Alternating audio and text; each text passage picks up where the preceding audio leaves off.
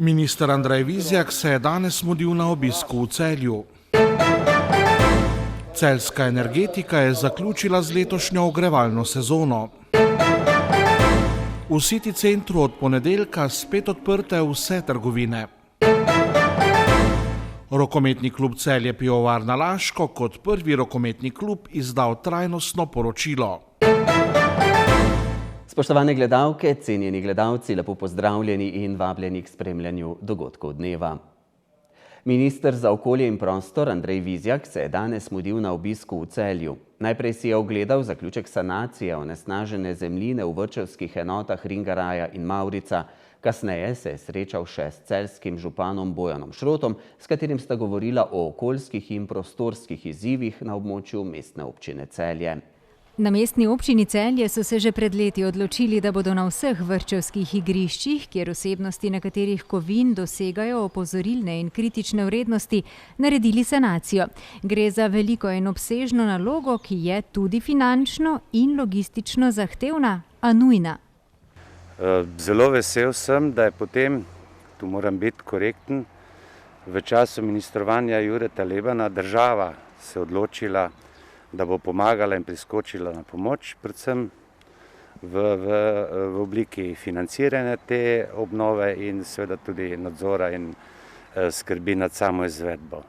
To se je nadaljevalo tudi v času ministrovanja gospoda Simona Zajca in sem vesel, da se bo nadaljevalo sedaj v času ministrovanja gospoda Andreja Vizjaka.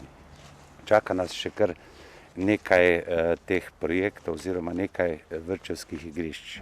V tem času so že sanirali vrtec Anice Černejeve, enota Mavrica in vrtec Zarja, enota Ringaraja. Predvidena je tudi sanacija vrtcev Zarja, enota Mehurček in enota Živžav. Sanacija nekaterih vrtcev pa se bo izvajala tudi v letih 2021 in 2022. Gre za vrtce Tončke Čečeve, enota Center, Anice Černejeve, enota Sonce, vrtec Zarja, enota Čiračara in enota Iskrica ter vrtca Anice Černejeve, enota Gaberje in otroško igrišče ob Savinji. In danes si je sanirane vrtce že ogledal tudi minister. Okoljske posledice industrije iz preteklosti, ko se je bistveno manj polagalo pozornosti v onesnaževanju okolja, vplivom na naravo, so povzročile to, kar danes v Celju najbolj ali pa v veliki meri občutite. To je posledice teh industrijskih aktivnosti. In seveda zelo pomembno je začeti to sanacijo ali pa nadaljevati to sanacijo tam, kjer je to najbolj pomembno, tam, kjer so otroci, tam, kjer je lahko posledica na njihovo zdravje, pa tudi zdravje vseh, ki se z njimi ukvarjajo na teh prvih korakih življenja, da je to seveda potrebno začeti tam in tudi nadaljevati tam. To je dva vrtca, ki sta zdaj že zaključila s to sanacijo, sta uvod. Mi si bomo kljub posledicam, ki jih je epidemija povzročila na slovensko gospodarstvo, na padec bruto domačega proizvoda in na neko prihajajočo recesijo, ki se jih žal ne bomo mogli izogniti, bomo kljub temu nadaljevali s temi sanacijami. Ne gre za neka ogromna sredstva, gre pa za pomembna sredstva, vendar še bolj pomemben prispevek kot posledica sanacije tega. Zato res sem vesel, da lahko prisostvujem temu zaključku in tako kot je že župan povedal, zelo pomembno je, da so moji predhodniki prepoznali ta projekt in ga nadaljujemo, ne glede na spremembe na vrhu ministrstva in da ga bomo nadaljevali tudi v prihodnje, tudi na drugih projektih. No, v sklopu svojega obiska pa je z županom mestne občine Celje Bojanom Šrotom govoril tudi o okoljskih in prostorskih izzivih na območjih celjske mestne občine, med drugim tudi o projektu sanacije in remediacije nasipanih materialov na parceli v Bukovžlaku. Danes se je v Celju končala letošnja ogrevalna sezona. Iz energetike Celje so sporočili, da so z današnjim dnem zaključili z daljinskim ogrevanjem, medtem ko bodo toplo vodo uporabnikom na področju Nove vasi in Hudinje dobavljali še naprej. Čas do naslednje ogrevalne sezone bodo izkoristili za vzdrževalna dela. V energetiki Celje po koncu ogrevalne sezone ocenjujejo, da je bila ta podobna kot v preteklih letih. Letošnja sezona mogoče in potem malo bolj značilna, da je bilo več teh vremenskih preobratov. toplih, hladnih, ampak zdaj smo se že časoma navadili na to.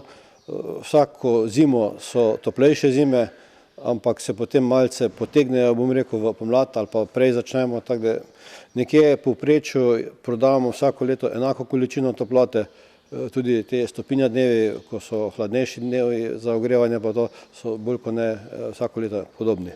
Tokratno ogrevalno sezono so začeli 1. oktobra lani, tako kot začetek, pa tudi konec sezone terminsko sovpada z minulimi leti. Letos mogoče en teden prej kot lansko leto. Lansko leto smo 23. maja končali, še eno leto prej, že v aprilu, še eno leto prej, 17. pa tudi 15. maja.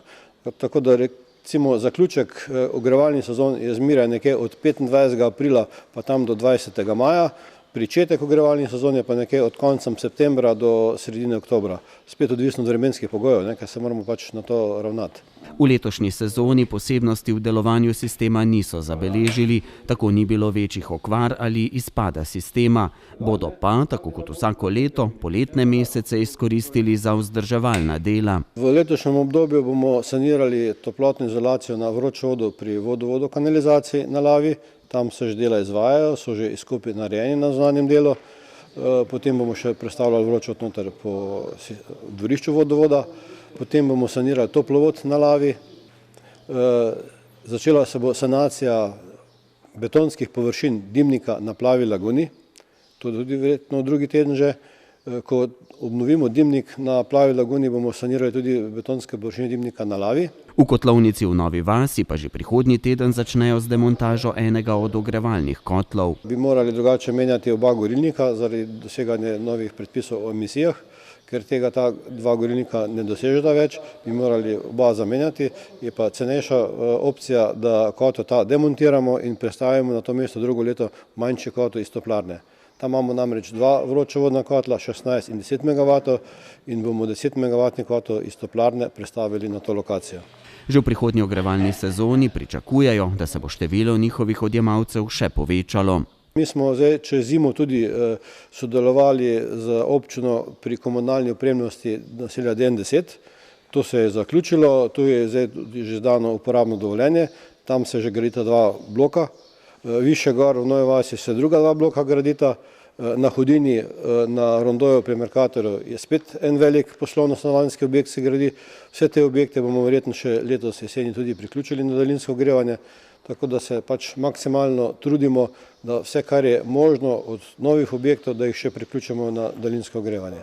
Kot pravijo v energetiki, njihove kapacitete omogočajo zagotavljanje dovolj energije tudi za nove objekte, zato priključitev le-teh ne bo vplivala na nemoteno daljinsko ogrevanje obstoječih uporabnikov.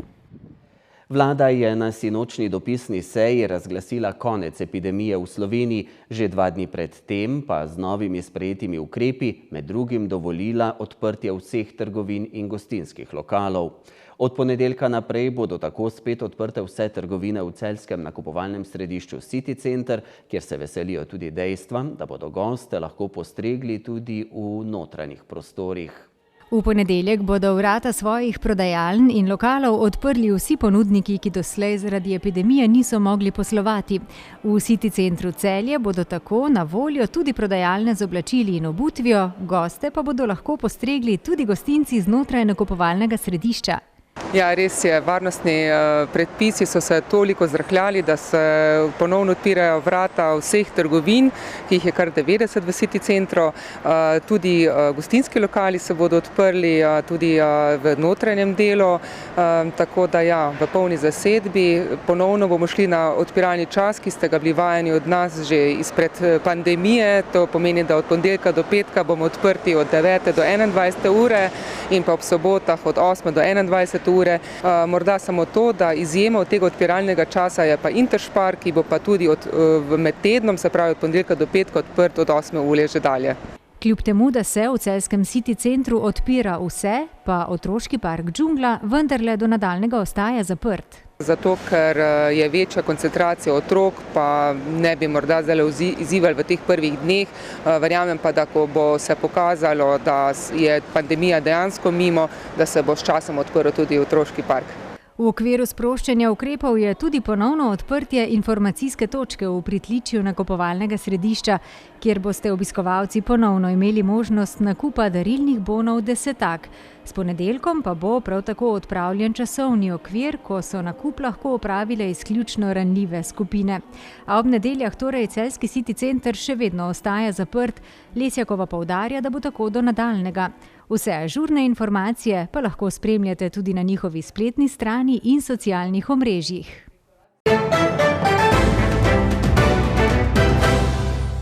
Rokometni klub Celje Pivovarna Laško je prvi rokometni klub, ki je izdal trajnostno poročilo z naslovom Inovacija v imenu tradicije.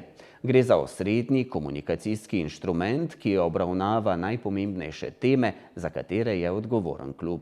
V tem tednu smo izdali trajnostno poročilo. Mi smo eni prvih klubov v tej regiji, predvsem pa v rokometu, ko smo to trajnostno poročilo izdali. Trajnostno poročilo je v bistvu trend velikih gospodarskih družb ali pa standard že vrsto let. Ni več samo finančno poročanje, je v bistvu trajnostno poročanje je širši pojem kot finančno, ker vključuje tudi odnos do okolja, odnos do vseh dejavnikov v okolju, lokalne skupnosti, konec koncev sponzorjev, pa seveda odzadaj čista ali pa zdrava krvna slika. Zato smo se tudi odločili, da gremo v takšno poročilo. Kot veste, športni klubi so v Sloveniji društva in poročanje teh društev je sicer zakonsko opredeljeno na AJPES-u, ampak načeloma to ni nikoli širši javnosti dostopno, čeprav lahko gre vsak na AJPES.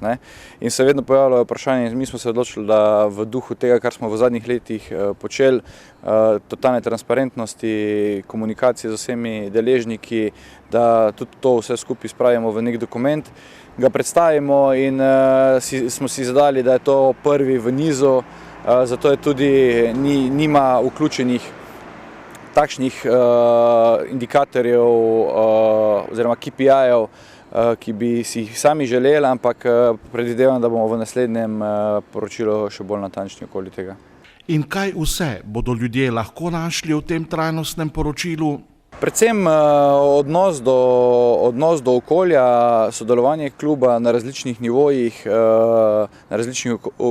predvsem delanje v podmladku, družbeno odgovorne akcije, humanitarne akcije in pa seveda predstavitev, kaj klub je in kakšne so smernice za prihodnost. Trajnostno poročilo je šlo v tiskani in elektronski obliki, v slovenskem in angleškem jeziku in je bilo poslano ožjemu krogu ljudi, ki so povezani s klubom. V prvem krogu smo ga poslali, tako ste sam rekel, večjim deležnikom v rokometu, od članov seveda upravnega odbora, ki so ga tudi nekateri sodelovali in potrdili, do rokometne zveze, EHF-a, večjih sponzorjev, novinarjev.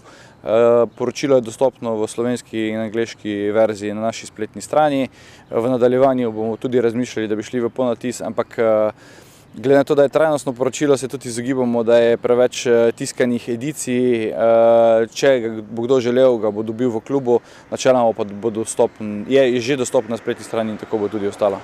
V poročilu, ki ga Evropska rokometna zveza namerava uporabljati kot zgleden primer dobre prakse, je med drugim predstavljena vizija kluba v prihodnjem obdobju.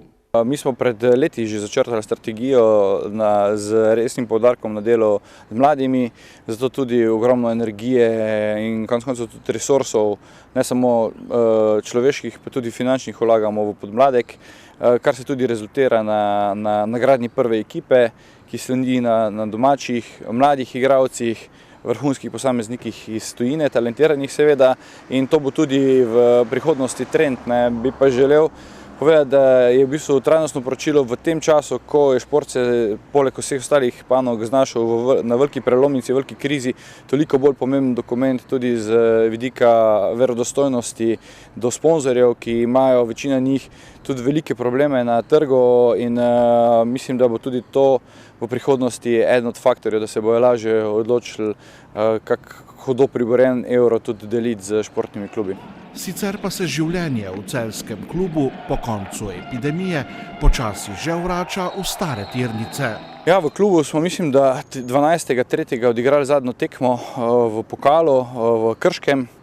Takoj naslednji dan smo, tako lahko rečemo, razpustili celoten klub. Vsi so mogli ostati doma, od klubskega osebja do seveda igralcev in podmladkov. Vsi so trenirali po individualnih programih, pisarna je delala na tako imenovan remote. Danes se stvari vračajo v tirnice. Lahko rečem, da sem izredno vesel in ponosen na vse akterje znotraj kluba, ki so razumeli situacijo in pristajali na dogovorjeno znižanje plač. Samo eden je nasprotoval temu, pa še z njim smo se zdaj uspeli končno dogovoriti. Tako da, kar se tega tiče, sem vesel, ker tudi to pokazatelj neke pripadnosti klubu in konec koncev tudi odgovornosti do celotne situacije. Kaj nas pa zdaj čaka? Zdaj nas čaka, v bistvu se bo počasi treningi začeli še za letošnjo sezono, potem pa mala rekonstrukcija ekipe, kot je to že v navadi, sicer bo manjša, kot je bila v preteklih letih, ampak mora biti vedno male rekonstrukcije.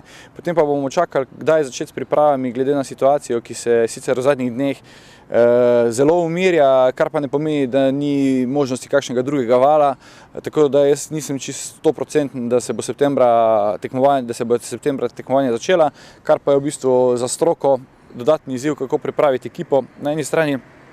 Na drugi strani pa za pisarno, kako nadomestiti izpad dohodkov na račun kart, vstopnic, kar definitivno mislim, da septembra ljudi polnega Zlatoroga ne bomo videli, vsaj fizično ne, mogoče virtualno ali pa kakšna druga zadeva, ki jo bo v pisarni naštudirali.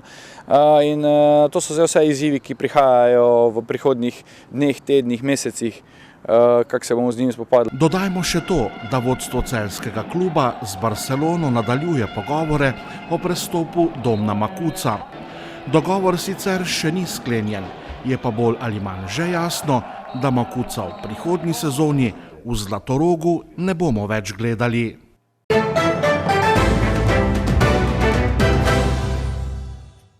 Zvečer bodo padavine prehodno zajele tudi kraje na severovzhodu in se ponoči razširile nad večji del države. Zapihal bo severovzhodni veter, na Primorskem večinoma šibka burja.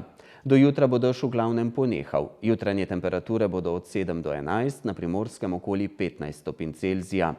Jutri bo sprva precej oblačno, več jasnine bo na Primorskem, kjer bo pihala šibka burja. Čez dan se bo oblačnost strgala, ponekod se bo delno razjasnilo. Najvišje dnevne temperature bodo od 15 do 20, na Goriškem in ob morju do 23 stopinj. V noči na nedeljo bo prehodno marsikje spet rahlo deževalo, v nedeljo dopoldan bodo padavine večinoma ponehale. Popoldne bo razmeroma sončno in nekoliko topleje, pihal bo veter vzhodnih smeri, na Primorskem šibka burja. V ponedeljek zaenkrat kaže na suho in sončno vreme. Takšno bo torej vreme v prihodnjih dneh. Kaj pa se bo dogajalo, o tem poročamo v naših prihodnjih oddajah. Hvala, ker ste bili z nami, prijeten preostanek večera in lep vikend. Nasvidenje.